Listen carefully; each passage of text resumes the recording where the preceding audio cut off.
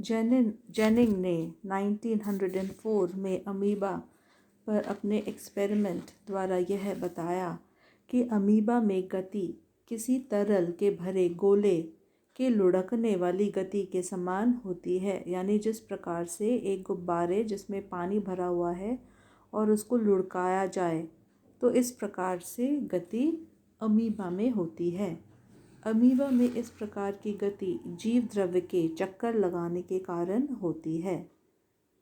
Ginning ने प्रयोगों से अपने सिद्धांत के पक्ष में बताया कि यदि अमीबा के पृष्ठ तल पर एक कार्मीन या कार्बन का कण रख दें, तो यह कण अमीबा के जीव द्रव्य के साथ साथ पहले आगे की ओर खिसकता जाता है, फिर अगले सिरे पर होता हुआ नीचे की ओर घूम जाता है।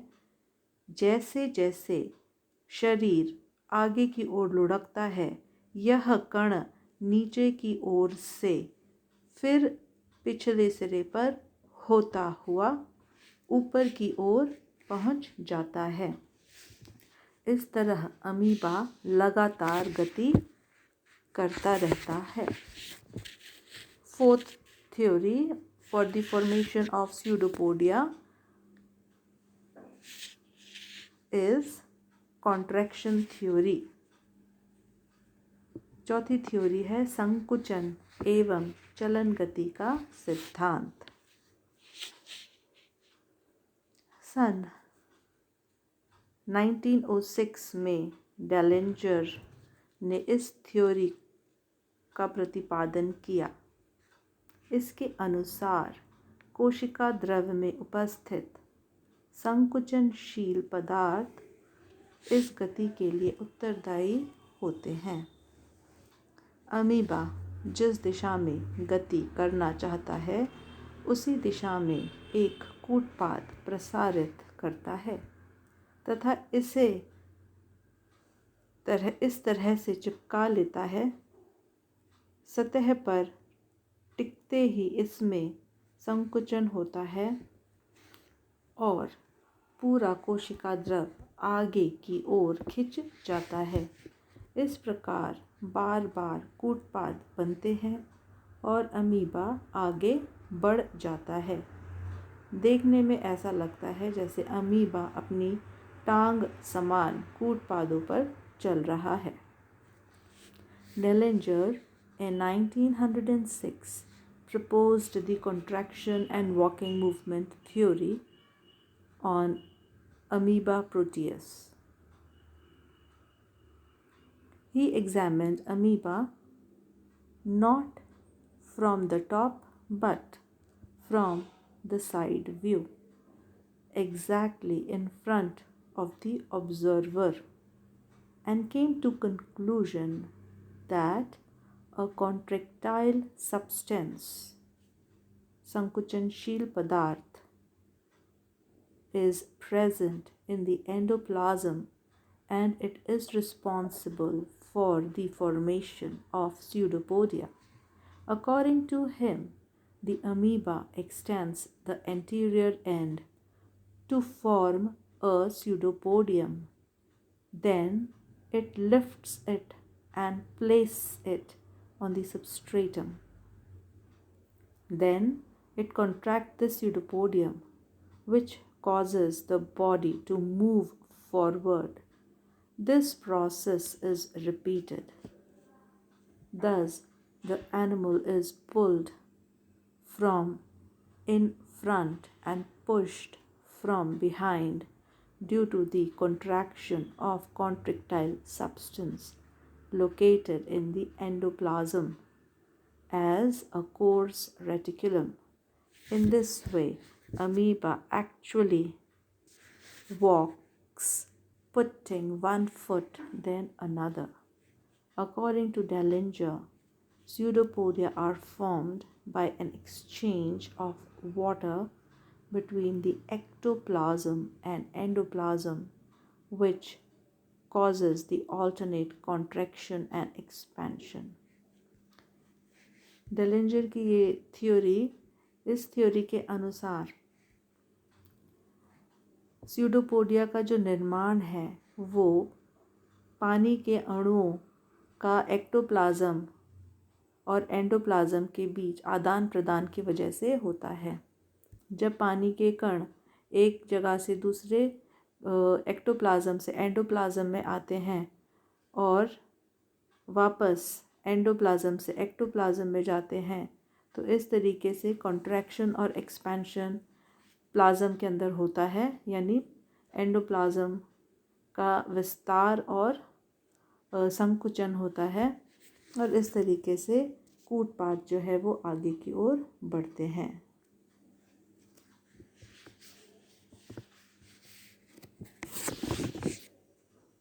नेक्स्ट थ्योरी है सॉल जेल थ्योरी। अमीबा के प्रचलन के बारे में उपरोक्त कही गई सभी सिद्धांतों में यह सिद्धांत सर्वमान्य है। इस सिद्धांत का सर्वप्रथम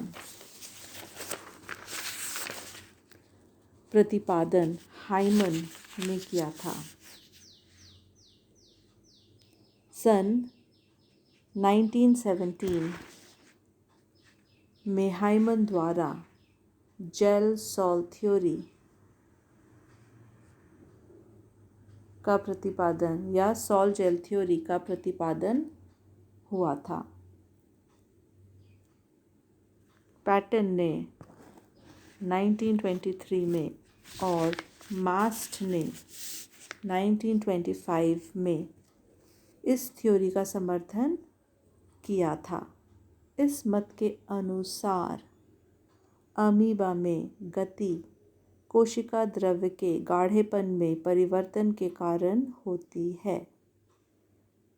यह सिद्धांत प्रोटोप्लाज्म के स्वतः सॉल जेल में परिवर्तन के सिद्धांत पर आधारित है। सॉल जेल परिवर्तन सिद्धांत के अनुसार अमीबा में प्रचलन के लिए 4 स्टेप्स होते हैं। पहले स्टेप में अमीबा के शरीर में पाए जाने वाले सबसे बाहरी झिल्ली प्लाज्मा लेमा आधार से चिपक जाती है।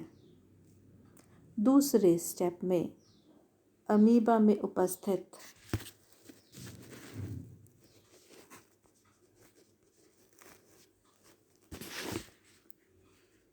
प्लाज्मा सॉल गति की दिशा में बहने लगती है। इसी समय पश्चभाग के प्लाज्मा जेल का आंशिक द्रवीकरण होने लगता है। वह प्लाज्मा जेल प्लाज्मा सॉल में बदलने लगती है। इससे केंद्रवर्ती प्लाज्मा सॉल आगे की ओर बढ़ने लगता है और दुर्बल क्षेत्र के प्लाज्मा जेल पर दबाव डालता है, जिसके कारण एक छोटा उभार बन जाता है। यह उभार ही कूटपाद बनने की प्रारंभिक अवस्था होती है। जैसे ही प्लाज्मा सॉल इस नए बने कूटपाद में प्रवेश करता है, वह शीघ्रता से प्लाज्मा जेल में परिवर्तित होने लगता है। इस प्रकार कूटपाद एक मजबूत जिलेटिन की नलिका बना लेता है। तीसरे स्टेप में अमीबा के शरीर के पश्चभाग का प्लाज्मा जेल प्लाज्मा सॉल में बदलने लगता है। यह प्लाज्मा सॉल नए बने कूटपाद में बहने लगता है। चौथे स्टेप में प्लाज्मा जेल में बची हुई नलिका संकुचित होती है, जिससे शरीर आगे की ओर बढ़ता है। इस प्रकार प्लाज्मा सॉल चारों ओर से दबाव डालता है, जिससे प्लाज्मा सॉल आगे की ओर बढ़ता है तथा सभी क्रियाएं बार बार दोहराई जाती है।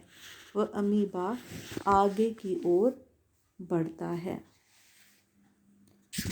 In the Sol gel theory proposed by Hyman in 1917 and adopted by Patton in 1923 and Mast in 1925, supposed to be the best explanation for the locomotion of amoeba. This theory is based on reversible change of protoplasm from sol to gel state. According to this theory, there are four processes. 1. Attachment of amoeba to the substratum. Second, gelation of plasma sol at the anterior advancing pseudopodia, यानी आगे बढ़ने वाले pseudopodia में plasma sol का plasma jail में परिवर्तन. Third, solution of plasma gel at the posterior end and receding pseudopodia. Plasma gel जो पीछे पोस्टीरियर एंड की तरफ उपस्थित होती है वो प्लाज्मा सॉल में परिवर्तित होती है. Fourth, contraction of plasma gel tube at the posterior end to drive the plasma sol forward. और posterior यानी पश्च भाग में जो प्लाज्मा जेल बन चुके हैं उनका संकुचन होता है जिससे कि प्लाज्मा सॉल जो है वो आगे की ओर बढ़ते हैं. As the plasma sol changes into plasma gel at the anterior end, the plasma gel tube extends forward and is converted into plasma sol at the posterior end.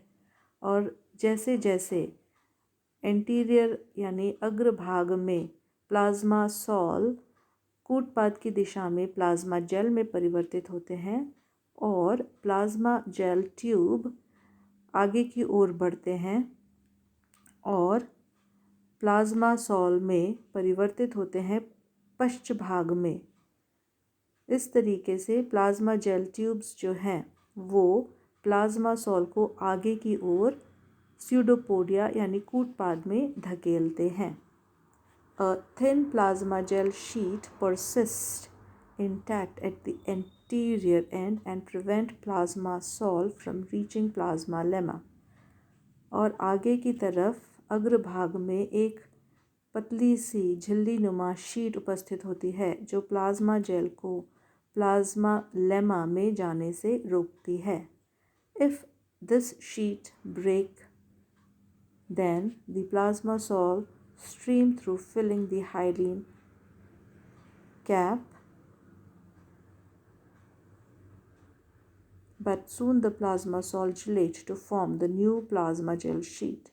यदि ये प्लाज्मा शीट जो है जेल की sheet अगर किसी कारण से टूट जाती है तो प्लाज्मा सॉल आगे की तरफ बढ़ता है और plasma sol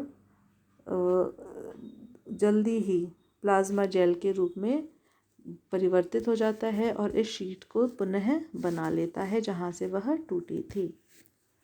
Pseudopodia are formed because plasma gel is elastic and under tension. It is pushed out where the elastic strength is lowest. और कूटपाद का निर्माण इसीलिए होता है क्योंकि प्लाज्मा जेल जो है वो इलास्टिक नुमा तत्व होती है और वो किसी प्रेशर के अंदर टेंशन के अंदर होती है और यह आगे की तरफ धकेल दी जाती है जहाँ जो इलास्टिक की स्ट्रेंथ जो है इलास्टिक की जो जहाँ पर कम इलास्टिक का दबाव होता है. During locomotion of amoeba, elastic strength of plasma gel is highest at the side. और लोकोमोशन में अमीबा के गमन में जो प्लाज्मा जेल की इलास्टिक स्ट्रेंथ जो है वो चारों तरफ होती है. Intermediate at the posterior end पीछे की तरफ ये दबाव बीच की होती है, यानी ना ज़्यादा और ना कम।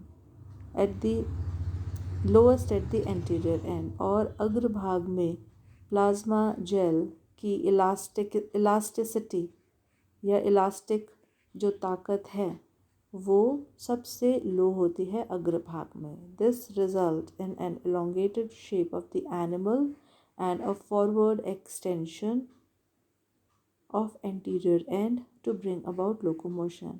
और इस प्रकार से, क्योंकि प्लाज्मा जेल की इलास्टिसिटी आगे की ओर सबसे कम होती है, पीछे की तरफ मध्यवर्ती होती है और कोनों की तरफ, साइड्स की तरफ सबसे ज़्यादा होती है, इसीलिए अमीबा जो है आगे की ओर लंबी आकृति में लंबवत गमन करता हुआ नज़र आता है। नेक्स्ट जो